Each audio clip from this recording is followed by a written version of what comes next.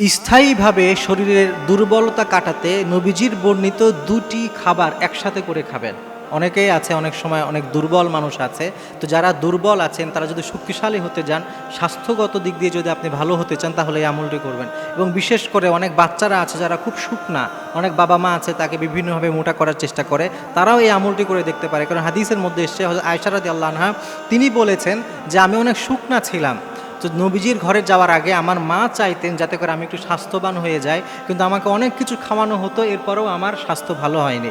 এরপরে এই খাবারটা একসাথে করে খেয়েছেন। এবং অন্য হাদিসের মধ্যে আছে বিশ্বনবী সাল্লাল্লাহু আলাইহি ওয়াসাল্লাম এই দুটি খাবার একসাথে খেতেন যদি কারো কোনো রকমের পেরেশানি হতো, শারীরিকভাবে সে যদি দুর্বল হতো। তো এই খাবারটি কি, আপনি শশা আর খেজুর, একেবারে ভালো যে খেজুর আছে, এই দুইটা একসাথে খাবেন। আবু দাউদ সহ বিভিন্ন হাদিসের মধ্যে, সহিহ বুখারীর মধ্যেও এই বর্ণনাটি কিন্তু এসেছে। তো শশা আর খেজুর একসাথে করে যদি খান এবং এটা নিয়মিত কিছুদিন খেলে দেখবেন আল্লাহ তাআলা আপনার স্বাস্থ্যকে আরও অনেক সুন্দর করে দিয়েছে। এবং হযরত আয়েশা রাদিয়াল্লাহু আনহা এইটি খাবার মাধ্যমেই তিনি তার স্বাস্থ্যটা অনেক ভালো হয়ে গিয়েছিল। এজন্য যেই সকল বাবা মা চান তার সন্তানের স্বাস্থ্য ভালো হোক, তারাও এই আমলটা করতে পারেন ইনশাআল্লাহ।